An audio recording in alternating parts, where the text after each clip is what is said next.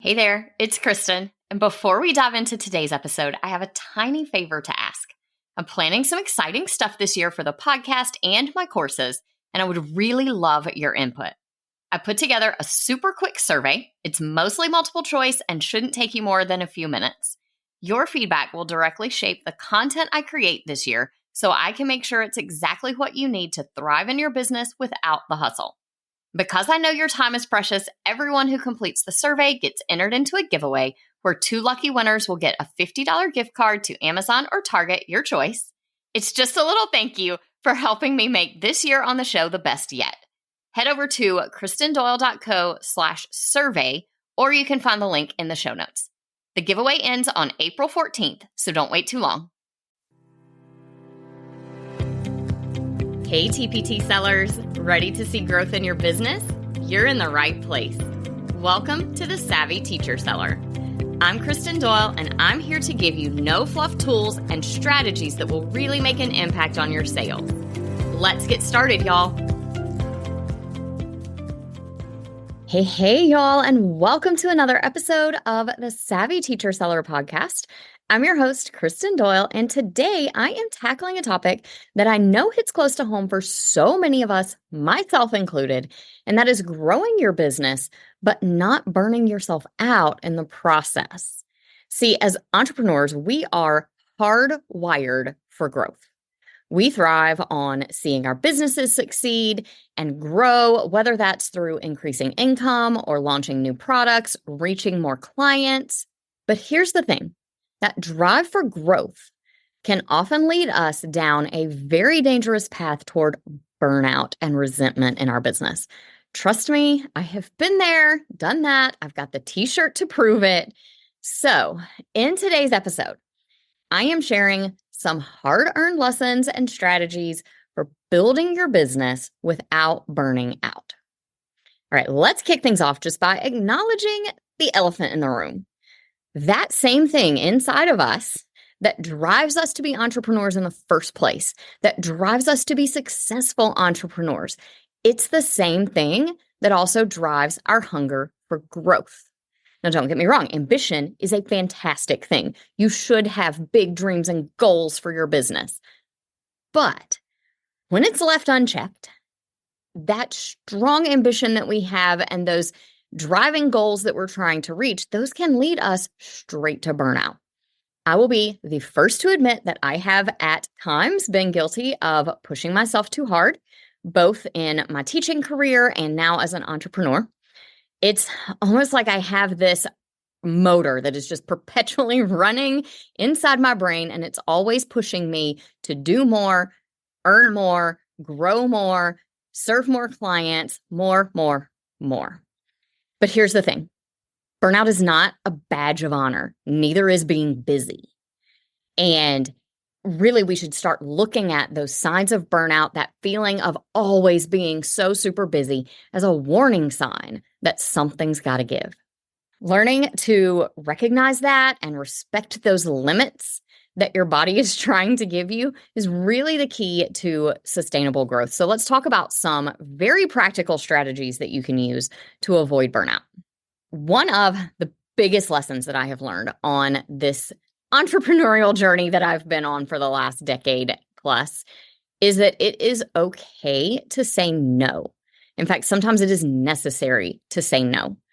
As entrepreneurs, we get bombarded with opportunities left, right, and sideways, whether it's speaking at a summit or a conference, bundle sales, collaborations with other sellers, you name it, it's out there.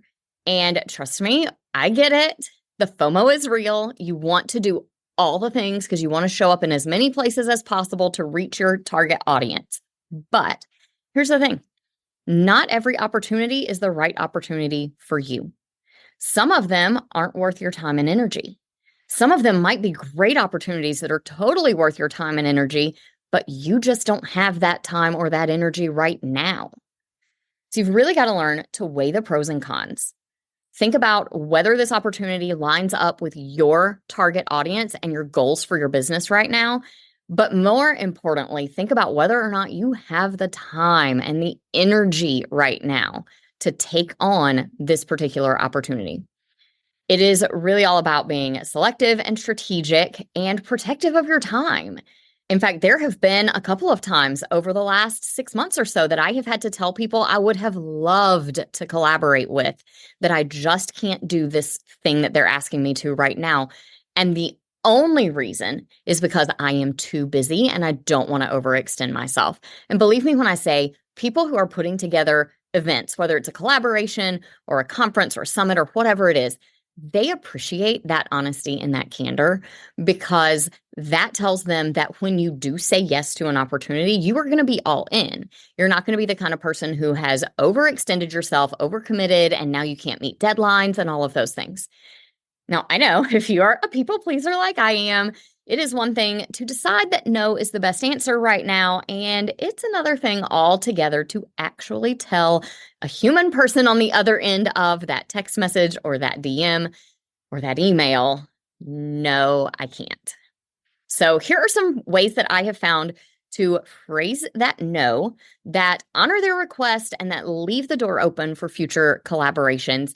And for me, as a people pleaser, these are some ways that feel good to me. They don't feel as much like saying no. So the first one is one that I believe I heard this from the very wise Angela Watson several years back. And it is, I can't say yes because. That is such a good way to phrase things, because it immediately indicates that you would love to say yes, but I can't say yes because whatever your reason is. One that I have used recently, actually these next two I have used recently. One is, I don't have availability in my schedule right now, but please keep me in mind next year.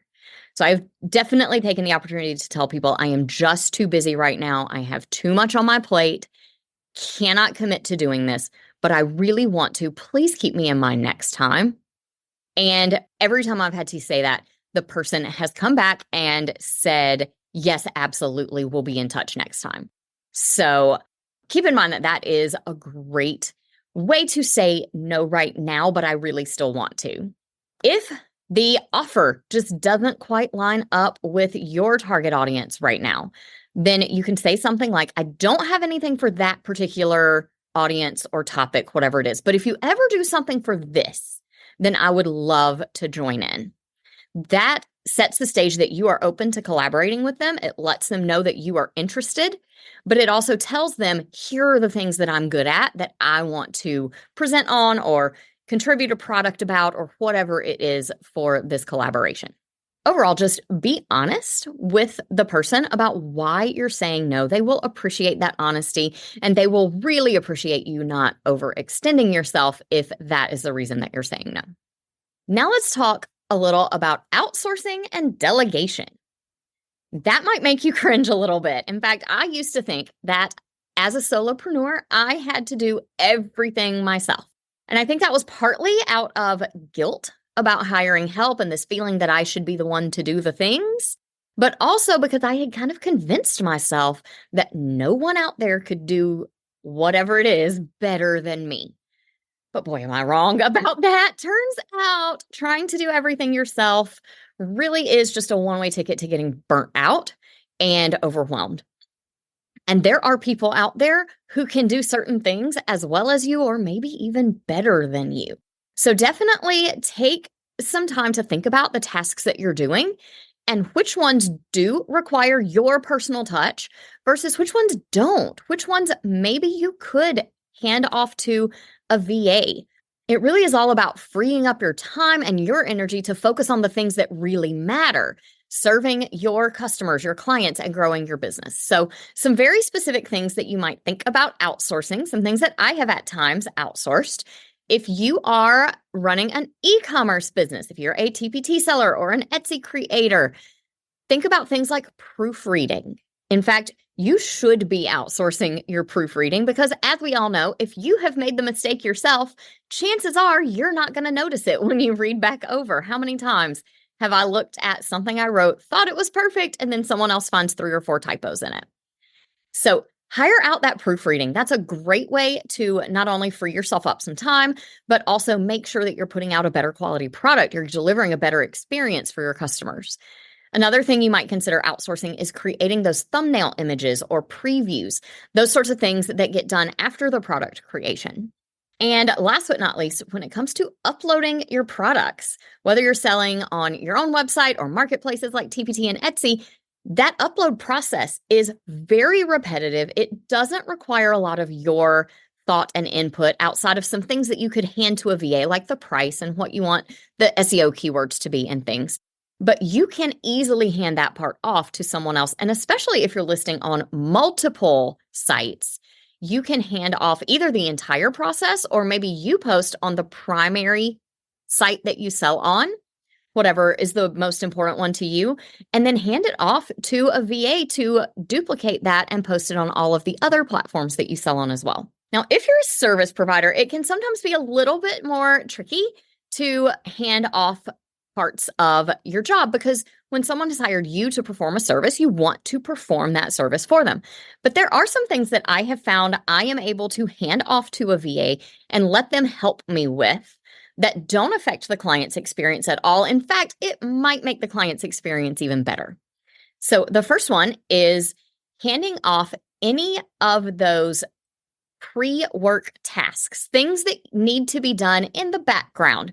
For me, a lot of times that's going into a WordPress website and cleaning some things up in the back end, taking a backup, duplicating that onto a staging site. Some of all of those things don't really need my personal touch. What needs my personal touch is the strategy with the client and the design that is happening. So I hand off some of that pre-work, some of those background tasks that get done for every client. I hand some of those off to my VA, and she does an excellent job of those. And it leaves me more time to focus on the things in my zone of genius, which is strategizing with the client and doing the design work itself. That way, the client is getting more of me in the places that matter and is still getting supported by a really great assistant in all of the other things. Another thing that she often does is answer preliminary questions or really simple questions that the client might send over, either in their prep work or in an email, somewhere like that. She often is the first one to read those and take care of answering the easy questions for me and then hand me the more complicated ones that really do need my input. All right, next up, let's talk automation. Automation is an especially good strategy to add if you are just getting started and you might not be quite ready to hire a VA just yet, because it's often much, much cheaper to sign up for a service that will help you automate things than it is to actually hire a person to do it for you. So start by identifying those tasks you find yourself doing over and over and over. And any of those tasks that maybe you don't do them as frequently, but they require the same exact steps every single time. Those are perfect things to automate and just take one more little thing off of your plate. Then look for a tool that's going to be compatible with all of the platforms that you're using for those tasks and set up an automation. Personally, I use Zapier for that purpose. There are a ton of other options out there. Most of them, like Zapier, are really easy to just visually build out an automation that says when this happens, and you can pick all of the specific details, then do this. And you can even, depending on what plan you're on and what service you're using, you can even add in filters or additional steps. So maybe you want, when this thing happens, to do these 3 things afterwards, or when this happens, and if it meets these filter guidelines, then do this thing. You can make all of that happen in tools like Zapier or any of the others that are out there that are available. Whatever you choose, just make sure that it is compatible with what you need by checking the list of apps that they integrate with and the triggers that are available and actions that are available for those apps, so that you make sure you're signing up for a platform that is going to integrate with all the different tools that you use. Another thing you can easily automate is sending out links to people who request them in your social media posts. I talked a lot about that in episode 90, about how I've put my Chalk and Apple social media kind of on autopilot. But the tool that I use for that is ManyChat. So if you want more details about how that works, definitely go check out episode 90. Now, last but absolutely not least, maybe most important, let's talk about prioritizing yourself. As entrepreneurs, it is all too easy to put our businesses and other people ahead of ourselves, whether it's our kids, our spouses, our clients. But here's the thing. We all know that you can't pour from an empty cup. But it's a lot harder to apply that to yourself and to say, I can't pour from an empty cup. But trust me, I have tried it and it doesn't end well for anyone. It didn't end well for me. It wasn't great for my family, and it wasn't great for my clients or customers either. So make a point of doing the things that help you to take care of yourself. Here are a few things that I have been doing lately just to give you some ideas, because self-care is one of those terms that we hear thrown around all the time. And a lot of times people apply it to things like taking a bubble bath or going to get a massage. And for me, I have found that those are not the things that really help me fill my cup again. Yes, a massage is nice and it makes my tired shoulders and back feel better, but it doesn't fill me up in the way that a lot of these other things do. All right. For example, I have started lately making a point of carving out time during what typically is considered the work day to go to the gym and get some exercise, because I know that movement is good, not just for my physical health, but for my mental and emotional well-being too. Does it take time away from when I could be working? Yes. But is it worth it? Is it important? Absolutely. Another thing I've been doing lately is taking the extra 20 minutes to and from, so actually 40 minutes, to drive in to my co-working space. If you are watching this right now, you might notice I am not at home today. I am in my co-working space. And this gives me a chance to get out of my house because when you work from home and you live there and you take care of your kids there, it's just a lot of being in the same place. So it gives me a great opportunity to get out of my house, but it also helps me work more productively. I always find that I get more done when I'm here at my co-working space than I do when I'm at home being distracted by a million other things. And then the last one I have really been making a point of doing lately is allowing myself to say yes to a lunch or a coffee date with a friend every now and then. Now, do I do that every day? No, because that would eventually start running into my work time and causing some problems. But every now and then, once a month or so, I try to go out for lunch or go on a coffee date with a friend, even though these things might seem counterintuitive because they all take away from the amount of time I can spend on my work. Those little self-care things actually help increase my productivity and my overall well-being, which at the end of the day is ultimately going to help me both in my work life and my personal life. So I am encouraging you today to give yourself permission to prioritize your self-care guilt-free. I hope you found these strategies for avoiding burnout while you grow your business both helpful and inspiring. Here is your action step for this week. Take a minute or two to reflect on your lifestyle, on your business practices, and decide which one of these strategies you might be able to either add to your routine or maybe improve on to help keep you headed in the right direction and avoiding burnout. As always, I love to hear your thoughts and experiences, so make sure to drop me a message on social media at kristendoyle.co. Thanks for tuning into this episode. Don't forget to hit follow on your podcast app for more tips and strategies for hustle-free business growth. Take care, and I'll talk to you soon. I hope you enjoyed today's episode. If you did, please share it with another teacher seller who would also find it helpful. For more resources on growing your TPT business, head to kristendoyle.co/TPT. Talk to you soon.